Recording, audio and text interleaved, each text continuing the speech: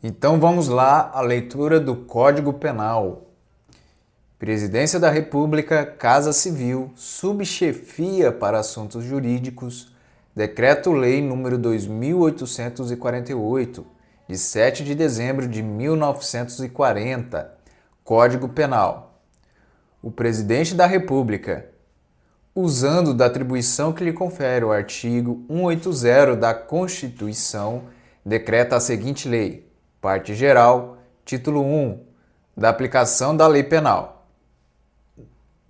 Anterioridade da lei. Artigo 1º. Não há crime sem lei anterior que o defina, não há pena sem prévia cominação legal. Lei penal no tempo.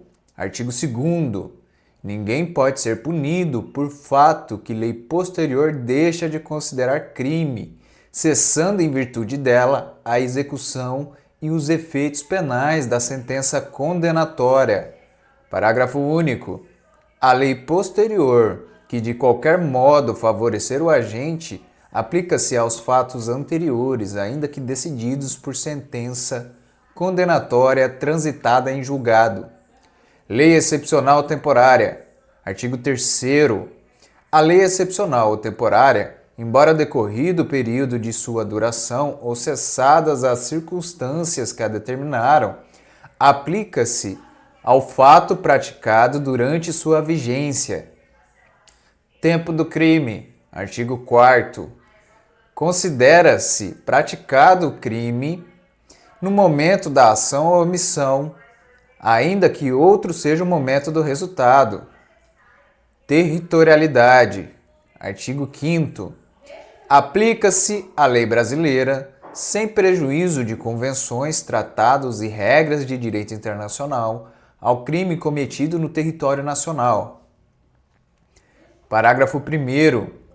Para os efeitos penais, consideram-se como extensão do território nacional as embarcações e aeronaves brasileiras de natureza pública ou a serviço do governo brasileiro onde quer que se encontrem, bem como as aeronaves e as embarcações brasileiras, mercantes ou de propriedade privada que se achem, respectivamente, no espaço aéreo correspondente ou em alto mar.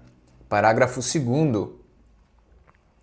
É também aplicável a lei brasileira aos crimes praticados a bordo de aeronaves ou embarcações estrangeiras de propriedade privada, achando-se aqueles em pouso no território nacional ou em voo no espaço aéreo correspondente, e estas em porto ou mar territorial do Brasil.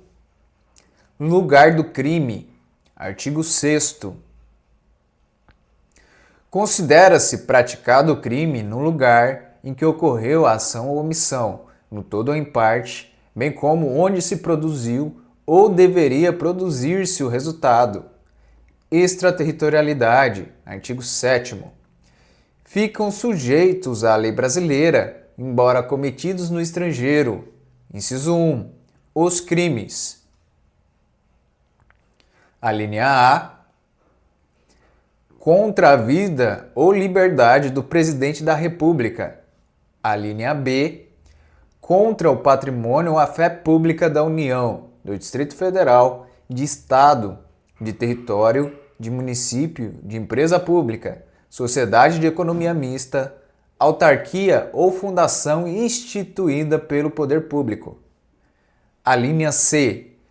Contra a administração pública, por quem está a seu serviço. A linha D. De genocídio, quando o agente for brasileiro ou domiciliado no Brasil. Inciso 2. Os crimes. A linha A. Que, por tratado ou convenção, o Brasil se obrigou a reprimir. A linha B. Praticados por brasileiro. A linha C. Praticados em aeronaves ou embarcações brasileiras, mercantes ou de propriedade privada, quando em território estrangeiro e aí não sejam julgados. Parágrafo 1º. Nos casos do inciso 1, o agente é punido segundo a lei brasileira, ainda que absolvido ou condenado no estrangeiro. Parágrafo 2º. Nos casos do inciso 2, a aplicação da lei brasileira depende do concurso das seguintes condições. A linha A. Entrar o agente no território nacional. A linha B. Ser o fato punível também no país em que foi praticado. A linha C. Estar o crime incluído entre aqueles pelos quais a lei brasileira autoriza a extradição. A linha D. Não ter sido agente absolvido no estrangeiro ou não ter aí cumprido a pena. A linha E. Não ter sido agente perdoado no estrangeiro ou, por outro motivo, não estar extinta a punibilidade segundo a lei mais favorável. Parágrafo 3º. A lei brasileira aplica-se também ao crime cometido por estrangeiro contra brasileiro fora do Brasil, se reunidas as condições previstas no parágrafo anterior. A linha A.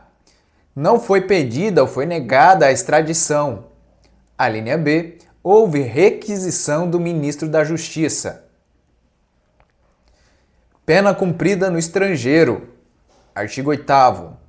A pena cumprida no estrangeiro atenua a pena imposta no Brasil pelo mesmo crime, quando diversas, ou nela é computada quando idênticas.